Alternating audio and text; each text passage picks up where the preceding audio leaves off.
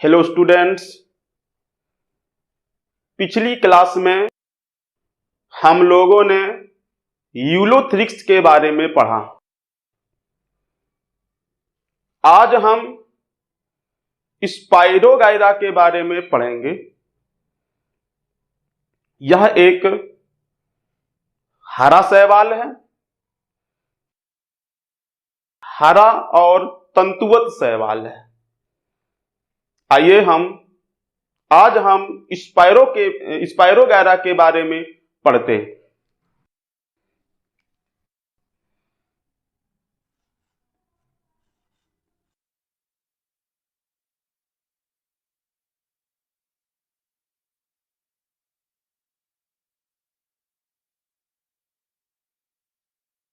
Spirogyra बच्चों, अगर हम स्पाइरोगाइरा के बारे में बात करते हैं तो स्पाइरोगाइरा को लिंक के द्वारा खोजा गया। इसको खोजने वाले वैज्ञानिक का नाम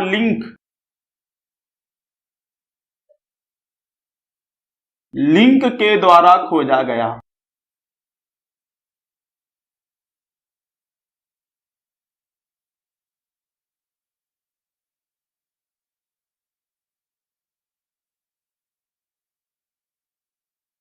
इसको पॉन्ड स्कम भी कहते हैं। पॉन्ड स्कम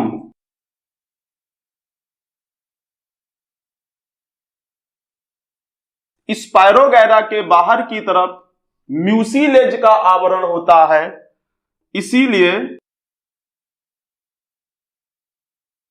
म्यूसिलेज के आवरण के कारण यह स्लिपरी होता है, रेशम की तरह दिखाई देता है, इसीलिए इसको जलीय रेशम भी कहते हैं। जलीय रेशम।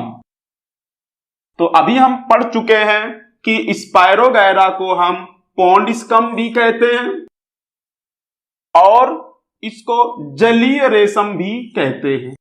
ज्यादातर एग्जाम में यह पूछा जाता है कि इसको क्या कहते हैं। इसको जलीय रेशम कहते हैं। बच्चों, स्पाइरोगाइरा एक हरा तंतुवत अशाखित शैवाल है।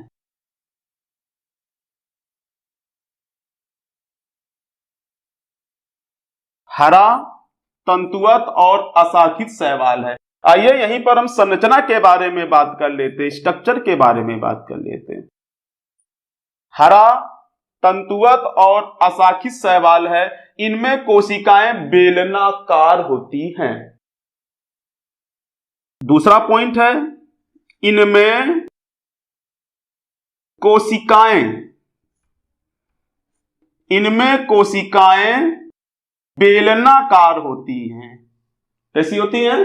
बेलन के आकार की होती हैं और एक के ऊपर एक लगी होती है। इनमें कोशिकाएं बेलनाकार होती हैं और एक के ऊपर एक लगी होती है।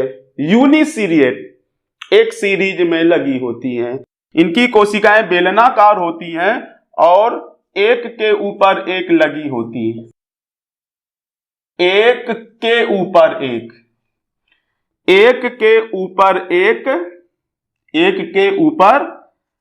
एक लगी होती हैं। कोशिकाएं बेलनाकार होती हैं और एक के ऊपर एक लगी होती हैं। आइए हम डायग्राम से समझेंगे। बच्चों, पहले इन बातों को दोबारा समझ लीजिए कि स्पाइरोगाइरा को किसने खोजा था? लिंक ने। ऑक्सीजन के बुलबुले जैसे होते हैं ना, तो इसीलिए इसको बोलते हैं पॉन्ड स्कम। म्यूसिलेज का आवरण है तो इसीलिए उसको जली रेशम भी कहते हैं। हरा तंतुवत और अशाखित शैवाल है। इनमें कोशिकाएं बेलनाकार होती हैं, वह एक के ऊपर एक लगी होती हैं।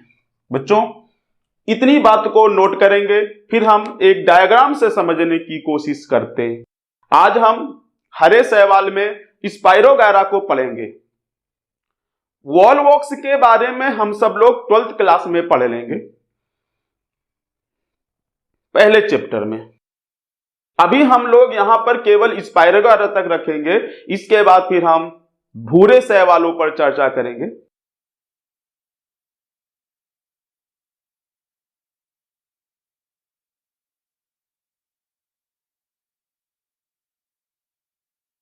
जैसे अभी मैंने कहा है कि इनकी कोशिकाएं बेलनाकार होती हैं, एक के ऊपर एक लगी होती। जैसे एक कोशिका का यहां पर हम वर्णन करने वाले हैं, एक कोशिका के बारे में। बच्चों, जैसे एक कोशिका ये है, इसके ऊपर भी इतनी बड़ी कोशिका है और कोशिकाएं लगी हुई हैं, इसके नीचे भी कोशिकाएं लगी हुई हैं। देखो, कुछ स्पाइरोगायरा में होल्ड फास्ट भी पाए जाते हैं और ज्यादातर में होल्ड फास्ट नहीं पाए जाते हैं। कुछ स्पाइरोगायरा में होल्ड फास्ट पाए जाते हैं, जैसे स्पाइरोगायरा फ्लूविएटिलिस,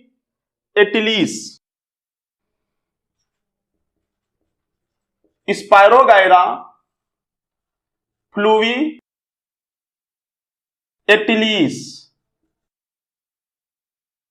बच्चों, इंग्लिश मीडियम में, हिंदी मीडियम में बहुत से शब्दों को अलग अलग शब्द से पढ़ सकते हैं, सबका अपना अपना उच्चारण होता है, यह कोई मैटर की बात नहीं। स्पाइरोगायरा नाम है, स्पाइरोगायरा फ्लूविएटिलिस। तो स्पाइरोगायरा फ्लूविएटिलिस एक ऐसा स्पाइरोगायरा है जिसमें होल्ड फास्ट होता है।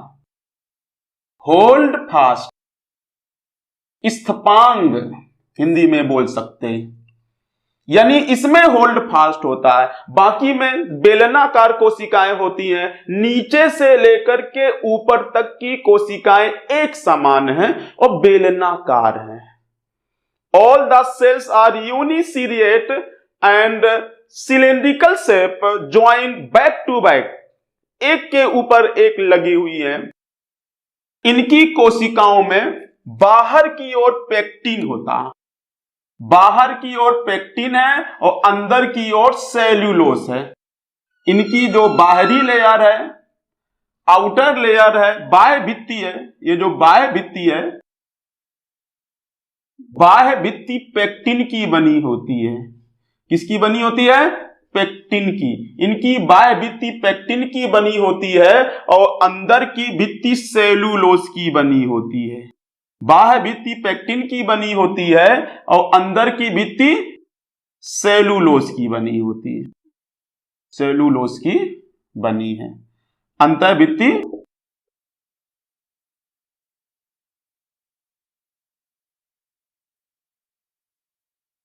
अंतःभित्ति सेल्यूलोस की बनी होती है।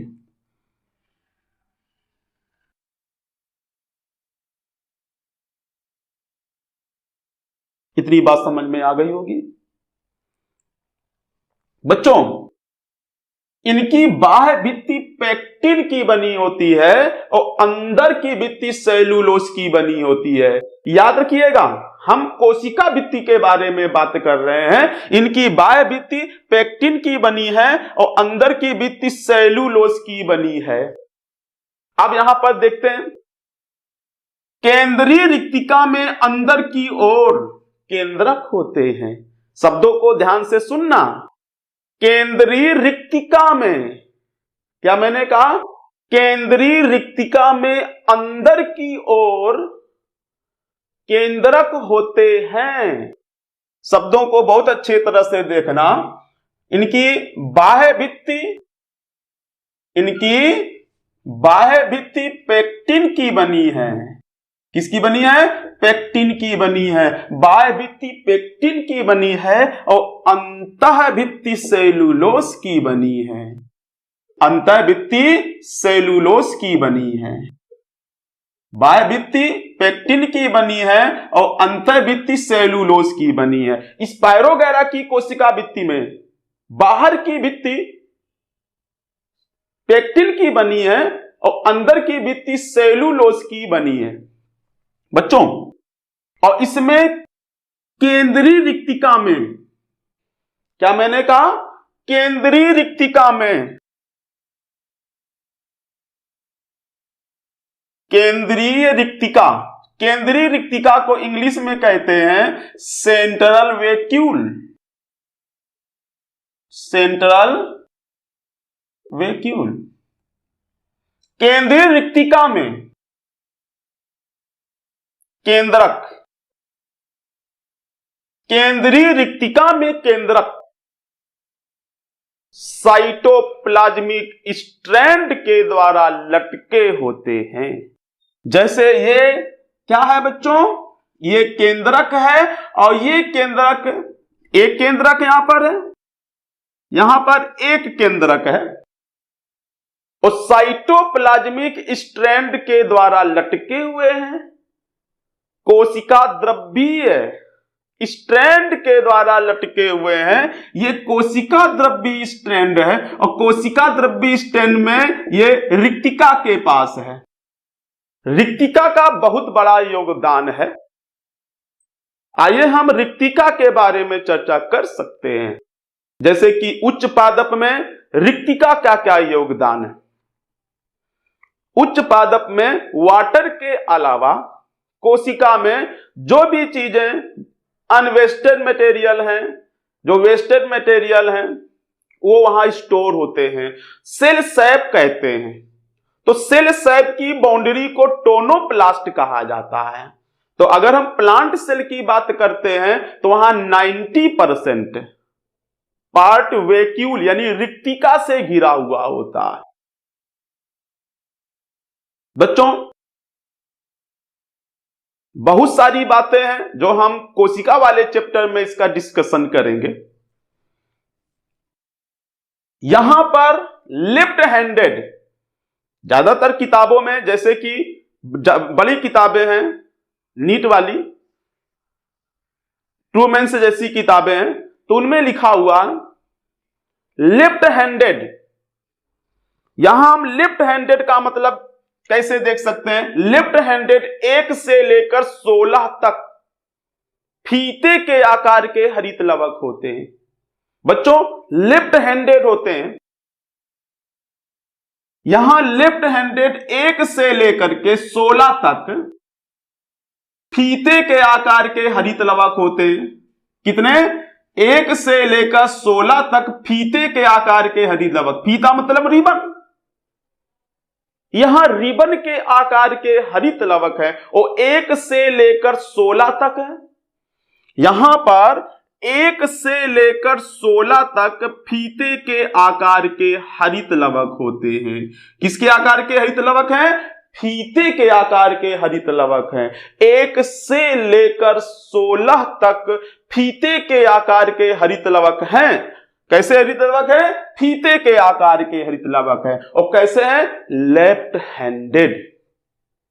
लेफ्ट हैंडेड हैं। 1 से लेकर के 16 तक फीते के आकार के हरित लवक है और इनमें पायरिनोइड है। इनमें बच्चों पायरिनोइड है। What is the function of pyrenoid? तो बच्चों, पायरिनोइड का फंक्शन है स्टार्च यानी मंड का भंडारण। मंड के अलावा इसमें प्रोटीन भी होता है। मैंने पिछले वीडियो लेक्चर में कहा था कि यह भी नीट में आने की संभावना है। वैसे इस चैप्टर में नीट में एनसीईआरटी से क्वेश्चन पूछा जाता है, लेकिन कभी कभी इस चैप्टर में से एनसीईआरटी से थोड़ा अलग क्वेश्चन पूछ सकता है। इसीलिए हमने यहां पर स्पायरोगैरा को पढ़ना अच्छा समझा। बहुत से स्टूडेंट को लगता होगा कि स्पायरोगैरा नीट के सिलेबस में नहीं है। एक बार नीट में क्वेश्चन पूछा गया था, इससे आइसोगैमस से रिलेटेड क्वेश्चन पूछा गया था कि आइसोगैमस कंडीशन जिसमें फ्लैजेला ना हो, कसाब ना हो, तो स्पायरोगैरा की किसी भी कंडीशन में फ्लैजेला नहीं होता है। यहां से नीट में क्वेश्चन पूछे जा चुके हैं, तो इसीलिए एक क्वेश्चन पूछा गया है, तो इसीलिए मैंने इस लेक्चर को यहां बनाना अच्छा समझा। प्लांट किंगडम हम पढ़ रहे हैं और प्लांट किंगडम में नीट में 4 या 3 क्वेश्चन पूछने की संभावनाएं रहती है जो टिपिकल होते हैं। उनका लेवल डिफिकल्ट लेवल होता है। डिफिकल्ट लेवल पर इजी लेवल, मीडियम लेवल और डिफिकल्ट लेवल। यहां पर डिफिकल्ट लेवल के क्वेश्चन पूछने के चांस ज्यादा हैं। तो साइटोप्लाज्मिक स्टेम से लटके हुए होते हैं और यहां पर फीते के आकार के हरित लवक हैं और इसमें पायरिनॉइड है। क्या बच्चों? पायरिनॉइड। और पायरिनॉइड में स्टोरेज ऑफ स्टार्च है, हम लोग पढ़ चुके हैं। क्या है? Storage of starch.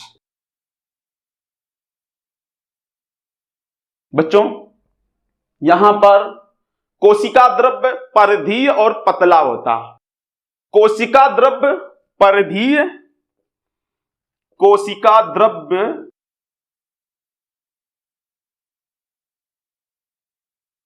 परिधीय और पतला होता है।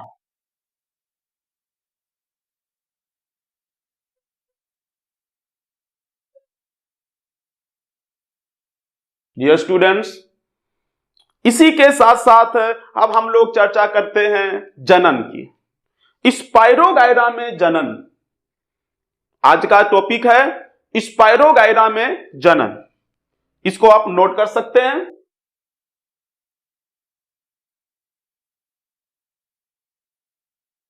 ये हरित लवक है।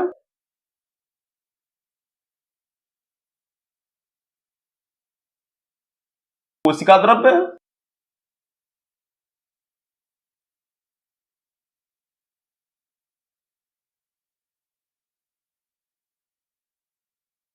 अब हम लोग जनन के बारे में बात कर लेते हैं, इसको नोट कर लीजिए।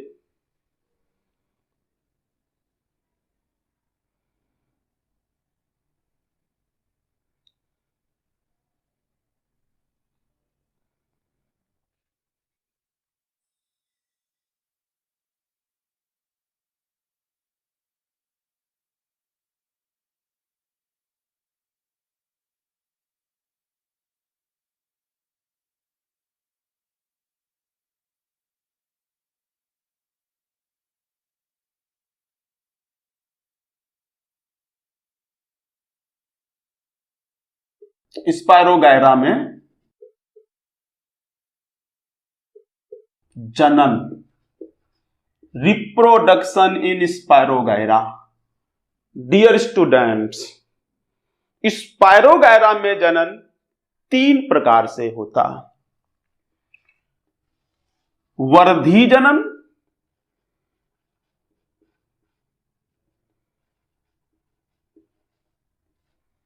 जिसको हम वेजिटेटिव रिप्रोडक्शन कहते हैं, और एसेक्सुअल रिप्रोडक्शन यानी अलैंगिक जनन,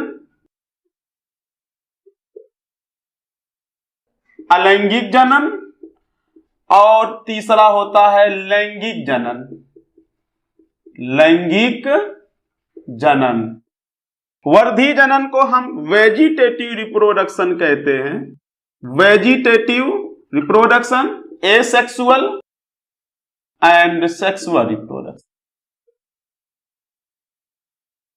वेजिटेटिव रिप्रोडक्शन मेनली अकर थ्रू फ्रेगमेंटेशन, विखंडन द्वारा होता है। किसके द्वारा होगा बच्चों? विखंडन के द्वारा होगा। विखंडन का मतलब होता है इसका कोई फिलामेंट है, यह फिलामेंट कई टुकड़ों में टूट जाएगा। यह फिलामेंट कई टुकड़ों में टूट जाएगा और जो फिलामेंट टूटेंगे, प्रत्येक फिलामेंट नए स्पाइरोगायरा को जन्म देंगे। इसको विखंडन विधि कहते हैं। एसेक्सुअल रिप्रोडक्शन सामान्यतया अनुपस्थित होता है, फिर भी इसके कुछ मेथड हैं, जैसे निश्चेष्ट बीजाणु,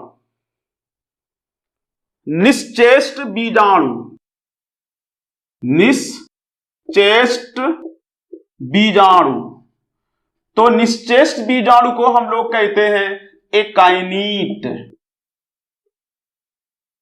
एकाइनीट के द्वारा हो सकता है।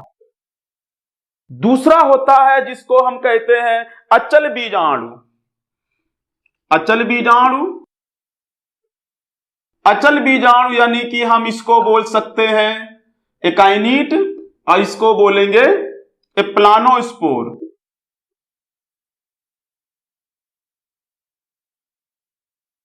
क्या बोलेंगे? एप्लानोस्पोर। और दूसरा पार्थेनोस्पोर होता, मतलब तीसरा पार्थेनोस्पोर। पार्थेनोस्पोर। अच्छा, पार्थेनोस्पोर को हिंदी में क्या कह सकते हैं? अनिषेक बीजाणु। हिंदी में इसको अनिषेक बीजाणु बोल सकते हैं। क्या बोल सकते हैं? अनिषेक बीजाणु।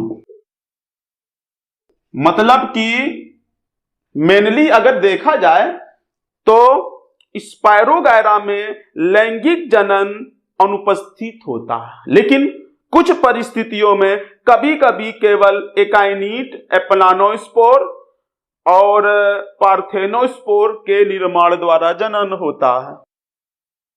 एकाइनीट, एप्लानोस्पोर और पार्थेनोस्पोर के द्वारा जनन होता है, कभी कभी हम कह सकते हैं।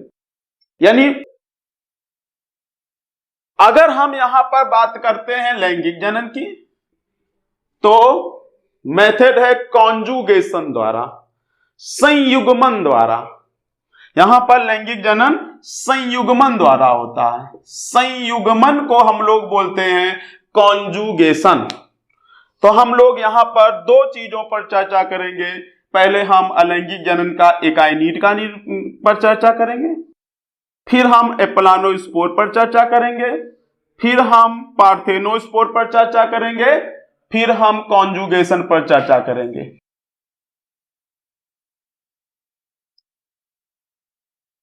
इसको नोट कर लीजिए बच्चों।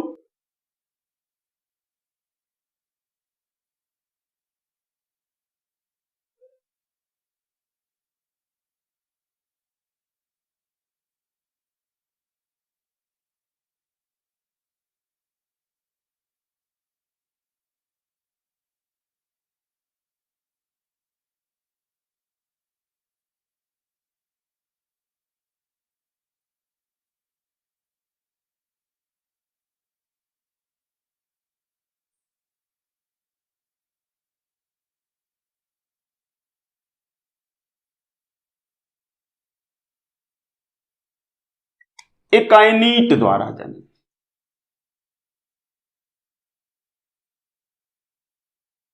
प्रतिकूल परिस्थितियों में स्पायरोगायरा की भित्ति, जो प्रतिकूल परिस्थितियों में स्पायरोगायरा में फिलामेंट की कोशिकाएं मोटी भित्ति की संरचना बनाती हैं, मोटी भित्ति वाली संरचना बनाती हैं। जैसे मान लीजिए ये कोई संरचना है, इसने मोटी भित्ति वाली संरचना बना दिया, मोटी भित्ति वाली संरचना बनाती है, जिसको एकाइनीट कहते हैं। क्या कहते हैं? एकाइनीट कहते हैं। विपरीत परिस्थितियों में, विपरीत परिस्थितियों में फिलामेंट की कोशिकाएं, फिलामेंट की कोशिकाएं मोटी भित्ति का निर्माण करती हैं। किसका निर्माण करती हैं? मोटी भित्ति का निर्माण करती हैं, जिसे एकाइनीट कहते हैं। मोटी भित्ति का निर्माण करती हैं, निर्माण करती हैं, जिसे एकाइनीट कहते हैं, एकाइनीट कहते हैं। क्या कहते हैं? एकाइनीट कहते हैं। और बच्चों, इनकी भित्ति सेलुलोज तथा पेक्टिन की बनी होती है। किनकी बनी होती है? सेलुलोज तथा पेक्टिन की बनी होती है। और अनुकूल परिस्थिति आने पर ये नए पौधे को जन्म देते हैं। तो एक स्पेशल स्पायरोगायरा है, जिसका नाम है स्पायरोगायरा फॉर्लोवाई।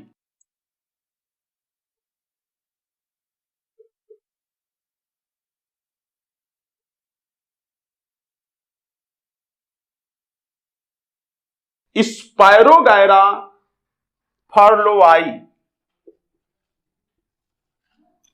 इस स्पीशीज में एकाइनीट के द्वारा जनन होता है। किसके द्वारा जनन होता है? एकाइनीट के द्वारा जनन। मतलब कि आप ध्यान से सुनिएगा कि विपरीत परिस्थितियों में तंतु की भित्ति जो मोटी हो जाती है, उसी को एकाइनीट कहते हैं। अब यहां सोचने की बात है, भित्ति क्यों मोटी हो रही है? अनुकूल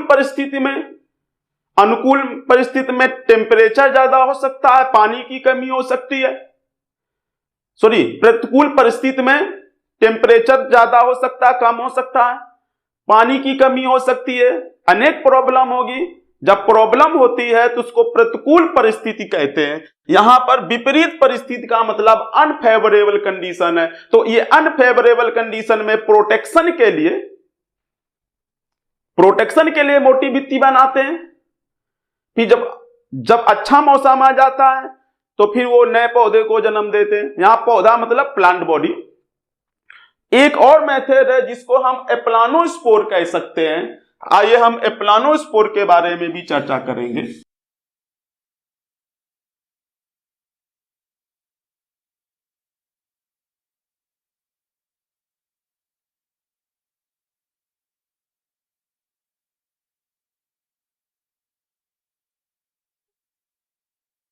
ये गोलाकार होते हैं। एप्लानोस्पोर के लिए कहते हैं अगतिशील एप्लानोस्पोर गोलाकार व अंडाकार होते हैं। कैसे होते हैं बच्चों? ये गोलाकार होते हैं या अंडाकार होते हैं? गोलाकार, अंडाकार और अगतिशील। गोलाकार, अंडाकार और अगतिशील। ये अगतिशील होते हैं। तीन बातें यहां पर बताया, गोलाकार, अंडाकार और अगतिशील होते हैं। तीनों पर चर्चा करने योग्य है। गोलाकार होते हैं, अंडाकार होते हैं और अगतिशील होते हैं, और अनुकूल परिस्थिति आने पर ये नए पौधे को जन्म देते हैं। अनुकूल परिस्थिति आने पर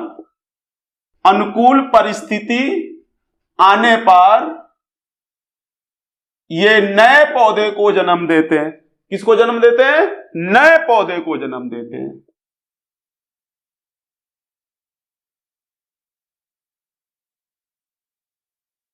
इनका उदाहरण क्या आ जाएगा भाई? इनका उदाहरण आता है spirogyra articulata. Spirogyra articulata, spirogyra ऑर्टिकुलेटा।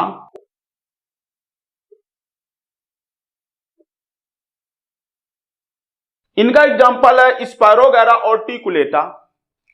एक और मेथड है जिसको हम पार्थेनोस्पोर कहते हैं। इसको अभी हिंदी में बोला था अनिषेक बीजाणु। अनिषेक बीजाणु। कभी कभी जो गैमीट है उनका फ्यूजन नहीं हो पाता, तो यदि वातावरण में आकस्मिक परिवर्तन हो जाए, यदि वातावरण में अचानक परिवर्तन हो जाए, वातावरण में अचानक परिवर्तन हो जाए, अचानक परिवर्तन हो जाए, जब अचानक परिवर्तन हो जाएगा तो भाई उस समय गैमीट का संयोजन संभव नहीं हो पाएगा। तो जो स्ट्रक्चर बनेगा वो पार्थेनोस्पोर की तरह, यानी अनिषेक बीजाणु की तरह काम करने लगेगा। अनिषेक बीजाणु की तरह काम करने लगेगा। फिर वही आगे चल करके नए पौधे को जन्म, मतलब नए प्लांट बॉडी को जन्म दे देगा। अभी मैंने बोला कि स्पायरोगैरा में मेनली एसेक्सुअल रिप्रोडक्शन नहीं होता, लेकिन फिर भी इसमें एकाइनीट के द्वारा, एप्लानोस्पोर के द्वारा और पार्थेनोस्पोर के द्वारा रिप्रोडक्शन होता। आइए स्टूडेंट्स, अब नेक्स्ट टॉपिक की तरफ चलते हैं जिसका नाम है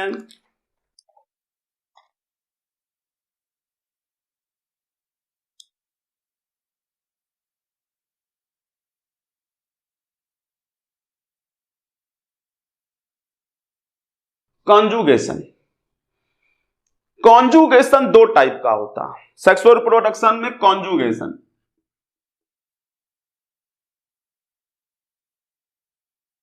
यहां कोई विशेष कोई सेक्स ऑर्गन नहीं होता है, यहां पर जो लैंगिक जनन है कॉन्जुगेशन द्वारा होता है।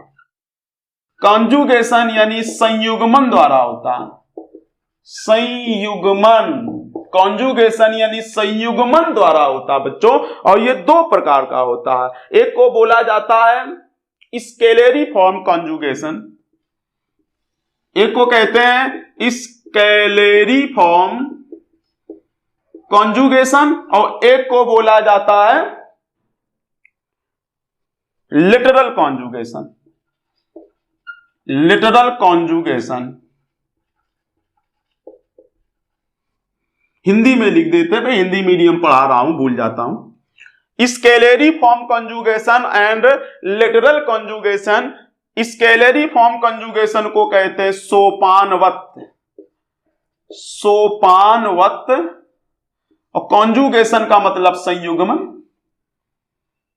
लिटरल को हिंदी में क्या बोलते हैं भाई? पार्श्व, पार्श्व संयुग्मन, पार्श्व संयुग्मन। तो बच्चों आइए हम एक छोटे से डायग्राम की सहायता से हम इनको समझने की कोशिश करते हैं। पहले इसको नोट कर लीजिए, फिर इसके बाद हम इसको आगे समझते हैं।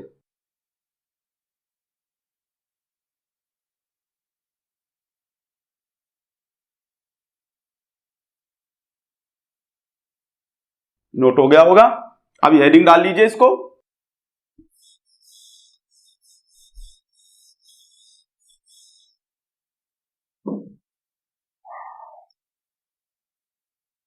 बच्चों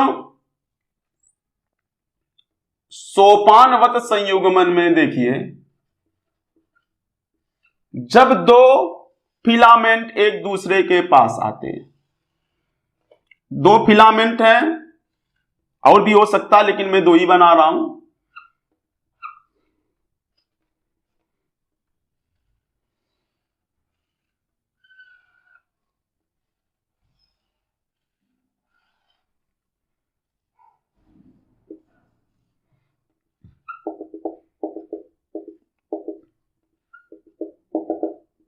बच्चों एक स्पायरोगैरा का फिलामेंट ये, और एक स्पायरोगैरा का फिलामेंट ये है। दो स्पायरोगैरा के फिलामेंट हैं, फिलामेंट मतलब तंतु है। ज्यादा यहां पर मैं डायग्राम नहीं बनाऊंगा। अब यहां पर अतिवृद्धि निकलती है, और यहां भी अतिवृद्धि निकलती है, यहां अतिवृद्धि निकलती है, आउटग्रोथ निकलती है, फिर एंजाइम की वजह से आउटग्रोथ डिजोल्व हो जाती है, ट्यूब का निर्माण होता है, जिसको हम लोग कॉन्जुगेशन ट्यूब कहते हैं। इसको हम संयुग्मन नलिका कहते हैं। क्या बोलेंगे? संयुग्मन नलिका। इसको हम संयुग्मन नलिका कहते हैं। ऐसे इसमें भी देख लीजिएगा।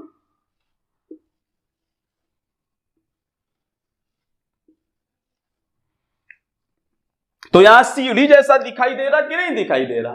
तो सोपान का मतलब सीढ़ी होता है, तो सीढ़ी जैसा दिखाई देता है, तो इसीलिए इसको सोपानवत बोला जाता है। सीढ़ी जैसा दिखाई देता है, इसीलिए इसको सोपानवत बोला जाता है। क्या बोला जाता है? सोपानवत कहा जाता है।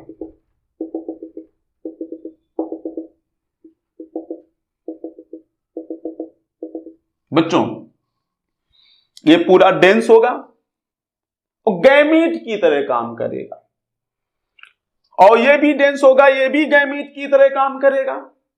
दोनों में फ्लैजेला नहीं है, नॉन फ्लैजेलेटेड है, morphologically similar but physiologically different. यहां पर मॉर्फोलॉजिकली का मतलब हुआ,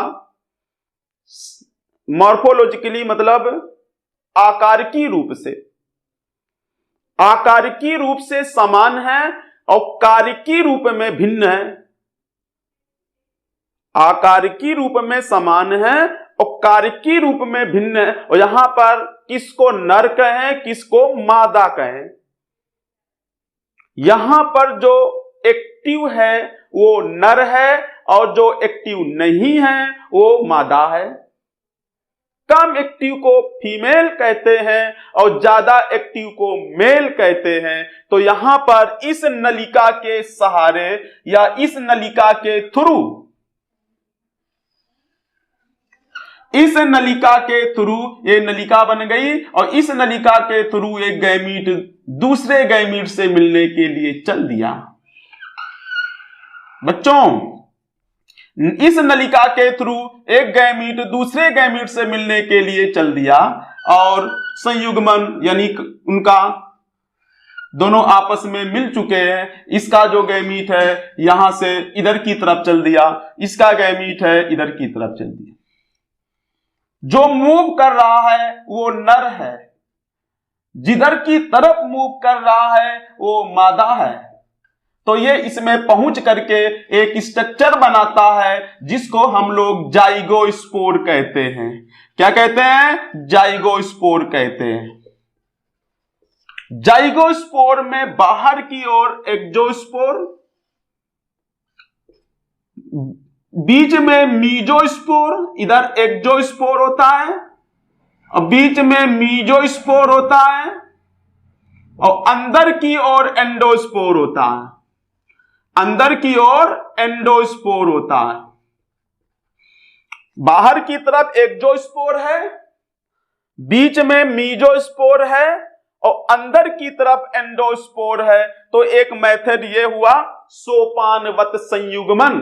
तो सोपानवत, जब दो स्पाइरोगैरा के फिलामेंट एक दूसरे के पास आए और एक ट्यूब का निर्माण हुआ, इसमें से एक फिलामेंट का गैमीट ट्यूब के सहारे दूसरे फिलामेंट के गैमीट से जुड़ गया। तो इस प्रकार का संयुग्मन कहलाता है सोपानवत संयुग्मन।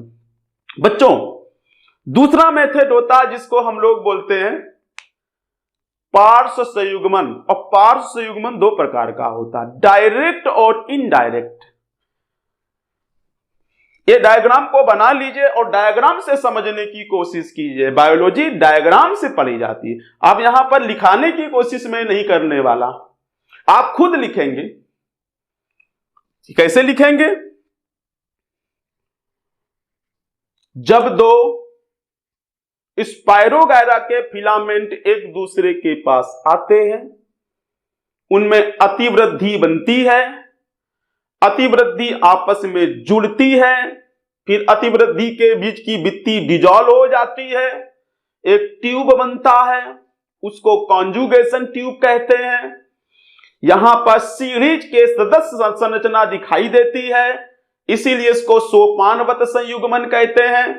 इसमें से जीव द्रव्य सघन होता है, उसको हम गैमीट कहते हैं। जो गैमीट है, दोनों में गैमीट बनते हैं, एक में ज्यादा एक्टिव होता है, दूसरे में कम होता है। तो ज्यादा एक्टिव वाले कम एक्टिव वाले की तरफ ट्यूब के द्वारा पहुंच जाता है और दोनों का फ्यूजन होता है और फ्यूजन के बाद एक स्ट्रक्चर बनता है जिसको जाइगोस्पोर कहते हैं। बच्चों, अभी हम इसके अंकुरण के बारे में भी चर्चा करेंगे इस लेक्चर के लास्ट में। अब हम लोग पहले लेटरल कॉन्जुगेशन के बारे में भी चर्चा कर लेते हैं। किसके बारे में चर्चा करना? हमको लेटरल कॉन्जुगेशन के बारे में चर्चा करना।